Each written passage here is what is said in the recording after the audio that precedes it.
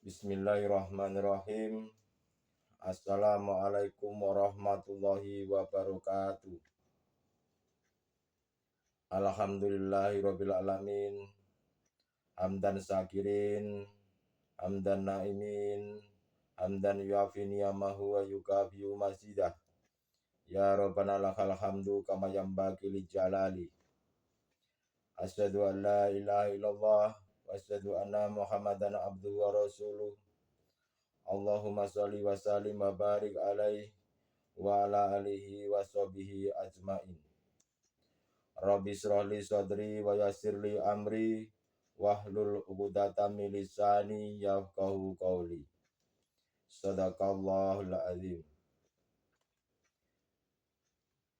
Saudara-saudariku rahimakumullah dimanapun Anda berada, pada kesempatan kali ini kami akan menyampaikan sebuah bimbingan kerohanian, dan semoga apa yang kami sampaikan bermanfaat buat kita semuanya, bermanfaat buat anak cucu kita kelak. Marilah kita panjatkan puja dan puji syukur kehadirat Tuhan Yang Maha Kuasa, di mana bahwasanya pada hari ini kita masih diberikan kesehatan, baik kesehatan jasmani, lebih-lebih kesehatan rohani.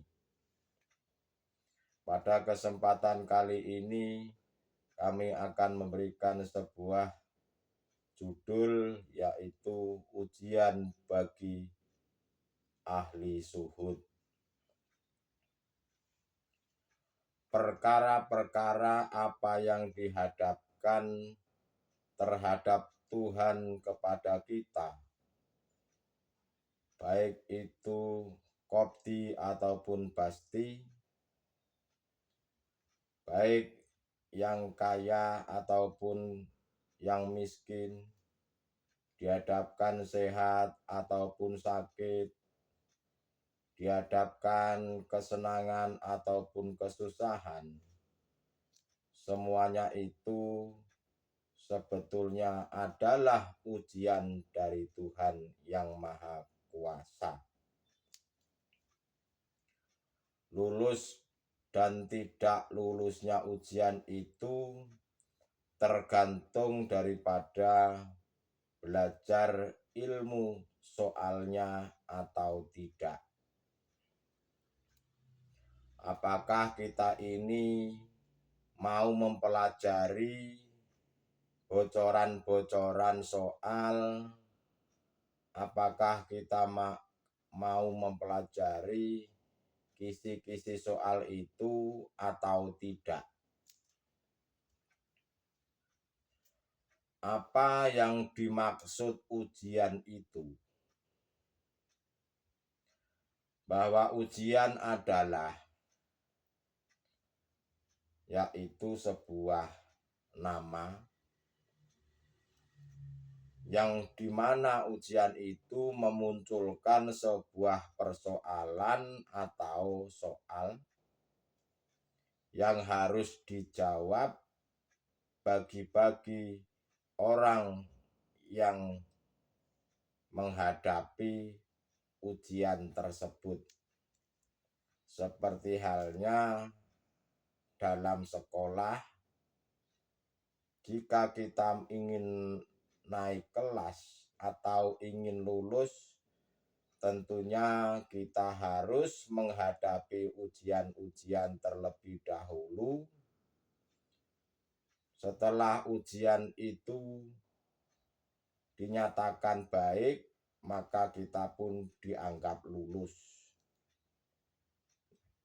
Persoalannya adalah, apakah kita ini mengetahui bocoran-bocoran soalnya atau tidak? Apakah kita ini ingin mempelajari tentang kisi-kisi soal itu atau tidak? Begitu pula dengan diri kita manusia ini, tatkala hidup di dunia ini juga diberikan oleh Tuhan yang berbentuk ujian. Apakah manusia itu bisa menjawab atau tidak, bisa melaluinya atau tidak, ya tergantung manusia itu sendiri apakah mau mencari kisi-kisinya atau tidak. Itu permasalahannya di dalam kita akan menghadapi ujian.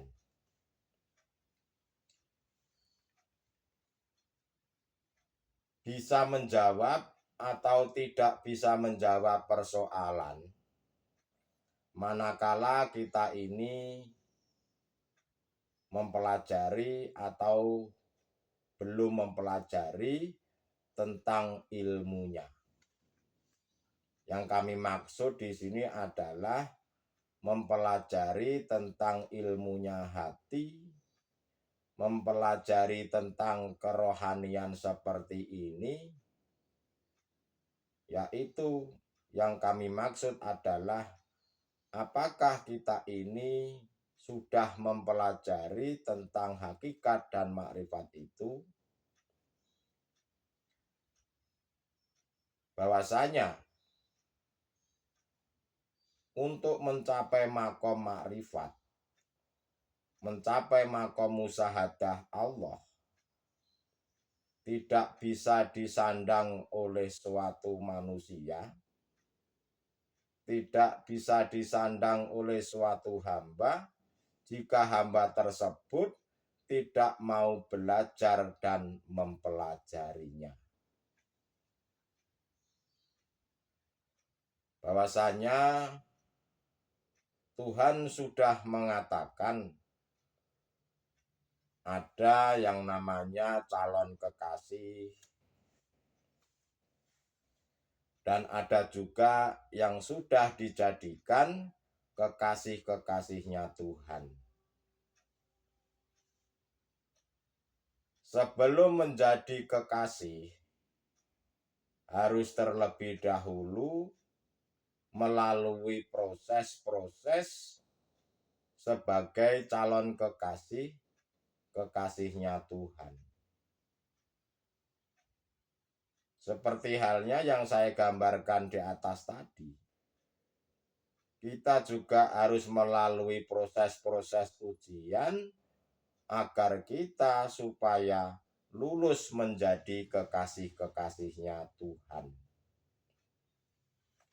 Diri manusia ini tidak bisa serta-merta menjadi kekasihnya Tuhan itu tidak bisa. Harus melalui prosesnya terlebih dahulu. Lalu apa tanda-tanda jadi calon-calon kekasihnya Tuhan itu? Yang pertama adalah orang-orang atau manusia-manusia ini tidak banyak mulut, alias orang yang tidak cerewet. Itulah tanda-tanda yang pertama bagi calon-calon kekasihnya Allah. Yang kami maksud adalah tatkala ada bimbingan-bimbingan kerohanian seperti ini, dia tidak banyak mulut, tidak banyak berargumen, tidak banyak menggunakan akal basariah ini, tetapi dia mendengarkan terlebih dahulu, memperhatikan, lalu mengamalkannya, serta mengistiqomahkannya. Nah, yang kami maksud ini Kenapa saya bilang tidak banyak mulut? Karena yang namanya bimbingan kerohanian, judulnya saja bimbingan kerohanian ruh. Letaknya adalah di hati, bukan di akal jasad jasmania ini. Bukan tempatnya di basariyah, tetapi tempatnya di basiroh. Nah, itulah yang tadi yang kami maksud, tidak banyak mulut atau tidak cerewet. Karena jika bimbingan kerohanian ini menggunakan akal, menggunakan nafsu basariyah kita, itu sudah pasti apa yang kami sampaikan, apa yang kami utarakan tentang ilmu-ilmu ketauhidan mengesahkan Tuhan tidak akan bisa tembus di dalam hatimu tatkala dirimu banyak menggunakan akal nafsu basariyah ini.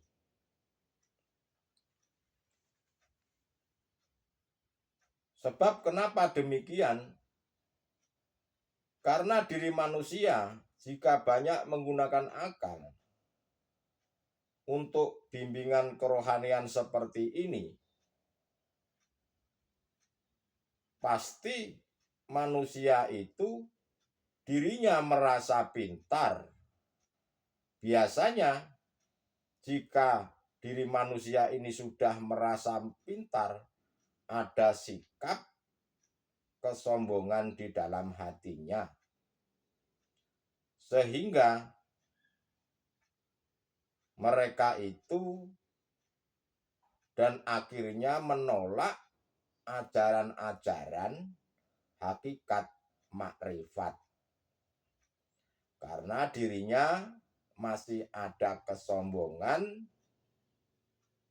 bahwa diri manusia makhluk itu merasa pintar. Karena pada dasarnya bimbingan kerohanian itu letaknya di hati, bukan di akal. Lalu yang kedua, apa tanda-tandanya kekasih calon-calon kekasih Allah itu? Yang kedua, dia pasti berusaha untuk mengamalkannya. Tidak hanya sekedar tahu ilmunya, tidak hanya sekedar mengerti atau memahaminya, tetapi setelah mengerti dan memahami tentang ilmunya, dia pasti akan melakukannya, mengamalkannya. Setelah mengamalkannya, jika dia benar-benar ingin menjadi kekasih Allah, ingin menjadi kekasih Tuhan yang Maha Esa, pasti dia akan mengistiqomahkannya.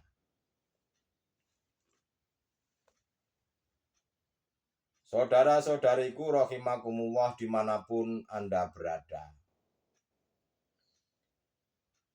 Apa ujian bagi ahli suhud? Ujian bagi ahli suhud itu, beliau juga dihadapkan oleh perkara-perkara qadhi ataupun basti. Perkara-perkara yang tidak enak ataupun perkara-perkara yang enak. Pasti ahli suhud itu juga dihadapkan oleh sebuah ujian-ujian. Mungkin panjenengan bisa lihat juga di dalam Al-Quranul Karim bagi yang saudaraku yang muslim, di surat Al-Fajr ayat 15 sampai dengan 20. Di situ yang intinya, semakin tinggi pohon itu, maka akan semakin kencang pula tiupan angin yang menerpanya. Begitu pula juga dengan ahli suhud. Semakin tinggi imannya, dia dijadikan kekasih Tuhan, Tuhan juga akan mengujinya. Itu sudah pasti. Karena apa? Agar supaya menguji diri manusia itu sudah layak atau belum menjadi kekasihku, kata Tuhan. Ya seperti itu. Tuhan pasti akan mendatangkan ujian-ujian juga bagi ahli suhud. Contoh ujiannya seperti apa? Saya ini menyampaikan tentang bimbingan kerohanian seperti ini. Ada banyak manusia yang mulai berdatangan memujanya. Banyak manusia atau saudara-saudara kita yang mempercayainya, menganggap alim, dan lain-lain sebagainya. Itulah bentuk daripada ujian-ujian ahli suhud. Itu juga akan didatangkan dari Tuhan kepada hambanya yang sudah menjadi kekasih-kekasih Allah Subhanahu wa Ta'ala. Apalagi ahli suhud itu didatangkan oleh Allah, diberi sebuah hadiah dengan karomah-karomahnya. Pasti manusia ini menganggapnya, akan memujanya yang sangat berlebihan. Dianggapnya manusia itu sakti. Dianggapnya manusia itu hebat. Nah, di situ Allah juga akan memberikan, tidak menutup kemungkinan, sebuah hadiah berbentuk karomah-karomah. Tetapi hal itu tidak menjadikan buat ahli suhud akan kemuliaan-kemuliaan tersebut melalaikan daripada Tuhan. Karena beliau ahli suhud itu, beliau kekasih-kekasih Allah itu hanya meyakini dan sudah tahu bahwa yang mendatangkan ujian baik qadhi ataupun pesti adalah mutlak dari Allah Subhanahu wa Ta'ala. Ya, tidak menjadikan tertutupnya hati, karena beliau-beliau sudah mengenal Tuhan yang sebenar-benarnya. Tetapi jika dirimu itu masih duduknya di muka safah, yang masih tergolong ahli hijab, yaitu mungkin tidak masalah atau tidak apa-apa. Karena muka safah itu ada dua golongan atau kelompok. Yang pertama kasab su'ari, yang kedua kasab maknawi.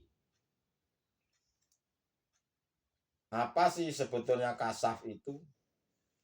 Kasaf itu adalah diperlihatkannya alam gaib manusia ini. Nah, kalau kasab suwari itu diri manusia yang duduknya masih di takholi, mengimani bahwa makhluk itu yang bisa segala-galanya, walaupun dia diperlihatkan oleh Tuhan alam gaibnya manusia, seperti halnya melihat bangsa jin, melihat bangsa iblis, melihat malaikat, melihat kekasih-kekasihnya Allah. Itu juga diperlihatkan di dalam Kasab Su'ari. Beliau-beliau itu yang di Kasab Su'ari biasanya mengistiqomahkan amalan-amalan yang dilakukannya itu, sehingga muncul dan diperlihatkannya oleh Allah alam gaibnya manusia, tetapi hatinya masih mempercayai bahwa makhluk itu yang bisa berbuat. Itu adalah Kasab Su'ari. Lalu bagaimana Kasab Maknawi? Kasab Maknawi itu juga sama, hampir sama, tetapi berbeda. Samanya apa? Samanya adalah diperlihatkannya alam gaibnya manusia ini, tetapi bagi Kasab Maknawi itu sudah tidak memandang makhluknya yang bisa berbuat, tapi yang dipandang hanyalah hidup, yaitu Allah Subhanahu wa Ta'ala. Dan Kasab Maknawi ini biasanya diberikan kepada kekasih-kekasihnya Allah dalam bentuk hadiah saja. Itulah saudara-saudaraku, semoga saudara-saudaraku paham tentang Kasab Su'ari dan Kasab Maknawi. Jika di Kasab Su'ari itu tidak bisa ke alam musyahadah,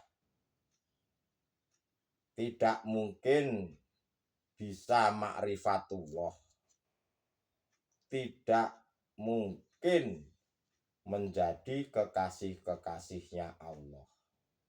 Walaupun dia diperlihatkan malaikat, walaupun dia diperlihatkan Nabi Muhammad, walaupun dia diperlihatkan alam-alam gaibnya manusia yang lain, dia tidak bisa sampai ke musyahadahnya Allah, tidak bisa. Karena duduknya masih ditaholi dengan sebutan Kasab Su'ari.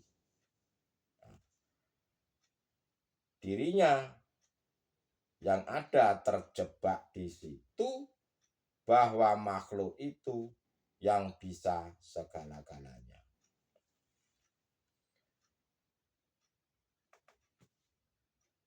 Sedangkan Kasab Maknawi sudah saya jelaskan tadi,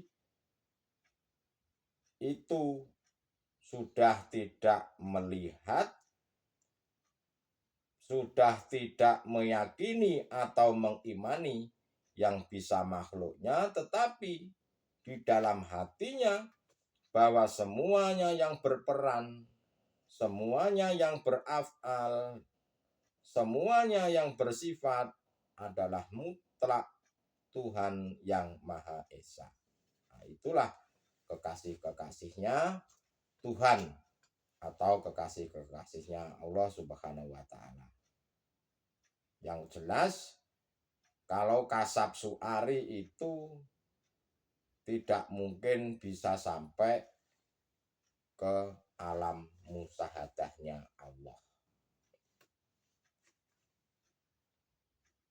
Saudara-saudariku rahimakumullah dimanapun Anda berada. Itulah daripada bentuk ujian-ujian bagi manusia yang berjalan menuju ke alam musyahadah. Yang penting kita ini tidak terjebak dengan kasab suari yang kami sebutkan di atas tadi, seperti apa ciri-cirinya.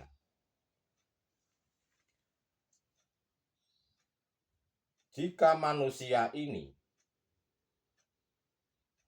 yang hanya duduknya di kasab suari pasti menolak ajaran-ajaran bimbingan kerohanian seperti ini, pasti manusia itu dia menolak ajaran-ajaran hakikat dan makrifat.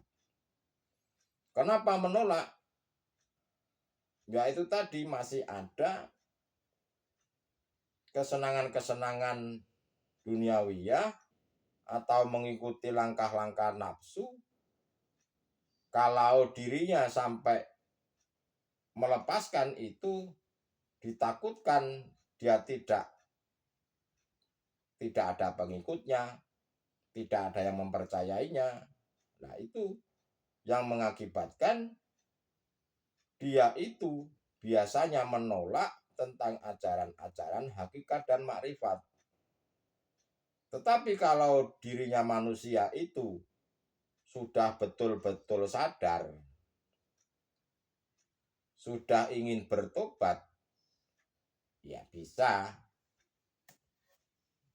ya sangat bisa pindah ke musyahadah atau makrifat. Yang penting di dalam hatinya sudah ada kesadaran ingin bertobatan nasuha. Jadi kita ini perlu waspada tentang ujian-ujian yang diberikan oleh Allah, tentang persoalan-persoalan yang diberikan Tuhan. Kita tentunya harus lebih hati-hati, lebih waspada, lebih teliti. Nah, makanya saya sampaikan seperti ini. Tujuannya apa? Ya tujuannya agar panjenengan semuanya itu jika melakukan perjalanan menuju marifat, agar supaya tidak terjebak di kasab suari. Karena tidak menutup kemungkinan ada yang diuji seperti itu dan ada juga yang tidak diuji seperti itu. Ya tergantung daripada kehendak Allah Subhanahu wa ta'ala. Saudara-saudariku rahimakumullah dimanapun Anda berada. Bagi ahli suhud itu juga akan diuji mungkin berupa kemiskinan, berupa kekayaan, diuji barangkali terkadang dari sisi keluarganya murad-marid, atau mungkin diuji berupa makin banyaknya kekayaannya melimpah. Yaitu juga berbentuk ujian-ujian dari Tuhan terhadap manusia. Yang saya katakan ujian-ujian bagi ahli suhud tidak menutup kemungkinan juga kekasih-kekasih Allah itu diuji yang demikian. Tetapi perlu digarisbawahi bahwasanya kekasih-kekasih Allah itu atau ahli-ahli suhud itu, beliau diuji seperti apapun, entah diuji dalam bentuk kemelaratan atau kekayaan, beliau ini sudah tidak mengalami kegelisahan hati, atau beliau-beliau ini sudah menerima takdir yang diberikan kepada Tuhan, baik qadhi ataupun pasti. karena beliau ini adalah tergolong kasab maknawi, yaitu mengetahui yang mendatangkan semuanya itu hanyalah Tuhan itu sendiri. Makanya bagi ahli-ahli zuhud itu tatkala diberikan ujian sudah tidak resah, sudah tidak gelisah, walaupun ujian-ujian itu dalam bentuk perkara-perkara yang tidak enak ataupun perkara-perkara yang enak. Itulah saudara-saudaraku tentang ujian-ujian bagi ahli zuhud. Jadi pada kesimpulan hari ini, ujian-ujian ahli zuhud itu jika kita sudah betul-betul sampai ke musyahadah ma'rifatullah, dirimu secara hakikat sudah di alam akhirat, sudah di surga. Dalam bentuk hatinya ahli zuhud itu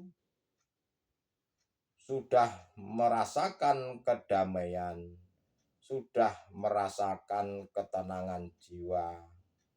Walaupun jasad jasmaniah ini masih di dunia, tetapi pada hakikatnya rohaninya sudah di akhirat. Berbeda dengan ahli hijab.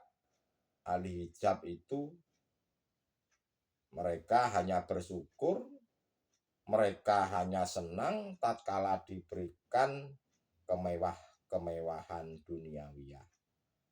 Tetapi jika diberikan atau didatangkan ujian yang tidak enak, biasanya ahli hijab itu mengeluh hatinya. Walaupun terkadang tidak diucapkan di mulut, tapi di hatinya masih kotor atau mengeluh. Itulah perbedaan daripada ahli hijab dan ahli zuhud. Ujian-ujian ahli hijab dan ujian-ujian ahli zuhud. Itulah saudara-saudaraku tentang materi ujian bagi ahli zuhud. Sedikit saya kasih pemahaman walaupun belum sempurna. Semoga ilmu yang sedikit ini bermanfaat buat panjenengan semuanya tatkala panjenengan ini ingin makrifat. Semoga bermanfaat di dalam mengamalkannya.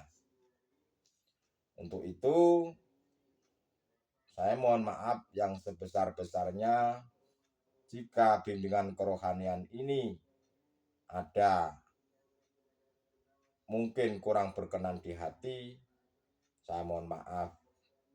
Tapi sebetulnya apa yang saya sampaikan ini tidak lebih dan tidak kurang semata-mata cinta saya terhadap panjenengan supaya bisa kembali kepada Allah Subhanahu wa Ta'ala.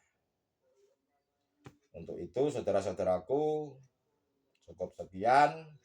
Akhirul kalam, ihdinas siratal mustaqim. Usikum manafsi bi taqwallah. Wassalamualaikum warahmatullahi wabarakatuh.